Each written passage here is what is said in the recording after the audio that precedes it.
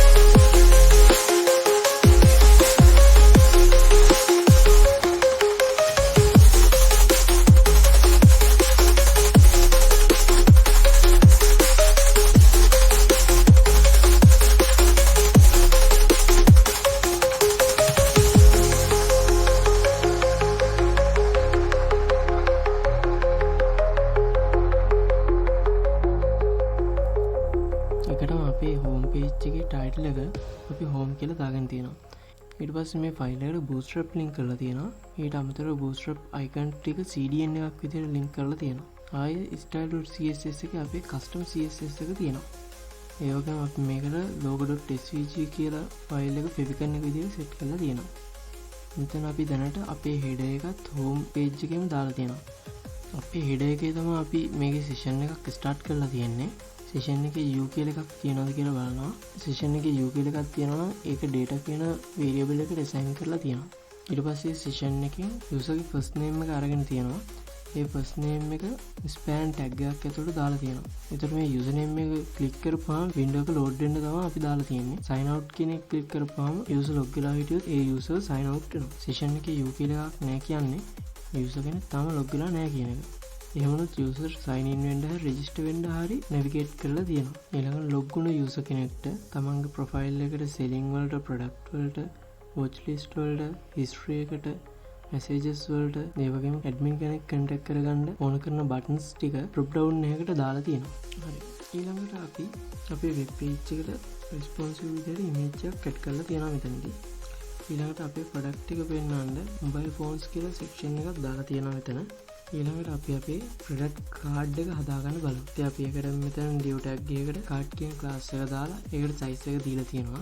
අපේ card එකේ ඒකට image එකක් add කරලා තියෙනවා අපි. ඊට පස්සේ card එකේ title එක, product එකේ status එක, product එකේ price එක, product එකේ quantity එක, product එක available ද නැද්ද කියන එක, ඒ වගේම buy now button එක, ඒ වගේම wish list button එකක් දාලා තියෙනවා. ඊළඟට අපි බලමු අපේ foot එක. ඉතින් අපේ foot එකේ කොටස් හතරක් තියෙනවා. ඒකේ පළවෙනි කොටසේ shop එකේ නම දාලා පොඩි description එකක් දාලා තියෙනවා අපි. ඊට පස්සේ website එකේ copyright එක දාලා තියෙනවා. ඊළඟට මෙතනදි Facebook, Twitter, WhatsApp, LinkedIn, ඒ වගේම YouTube දාලා තියෙනවා. ඊළඟට අපේ address එක, email එක, phone numbers වගේ දේවල් දාලා තියෙනවා.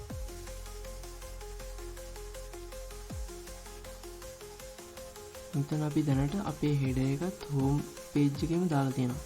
හැබැයි සාමාන්‍යයෙන් නිතර use කරන component වෙන වෙනම තියාගෙන ඒවා අවශ්‍ය වෙලාවට include කරන එක තමයි කරන්නේ. මොකද එහෙම කරපුවාම අපිට ඒ වගේ changes කරන්න ගියාම හරිම ලේසියෙන් කරගන්න පුළුවන්. හරි. දැන් අපි බලමු මේ header එක වෙනම file එකකට දාගන්න කොහොමද කියලා. අපේ header එක තියෙන්නේ 22 වෙනි line එකේ ඉඳන් 72 වෙනි line එක වෙනවා. ඉතින් අපි මේ code එක cut කරගන්නවා.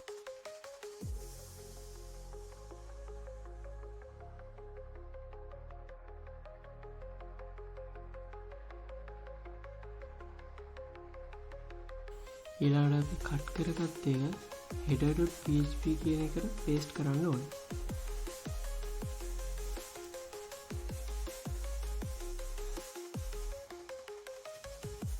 හරි. ඊළඟට අපි මේ වගේම footer එකකට කරලා බලමු. ඉතින් අපි footer එක ගත්තාම 122 line එකේ ඉඳන් 193 line එක වෙනකම්ම තියෙනවා. ඉතින් අපි මේකත් කලින් වගේම කට් කරගෙන php include එකක් දාමු.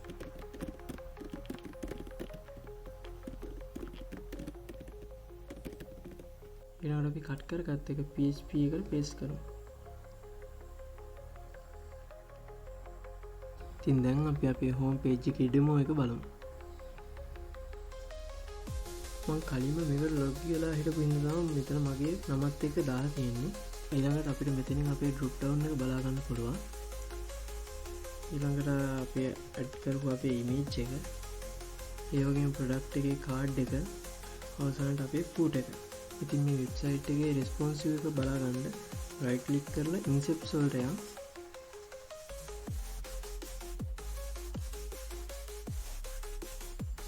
ඉතින් අපි මෙතන size එක වෙනස් කරද්දී මේ වෙබ්සයිට් එක ගානට adjust වෙනවා පේනවා.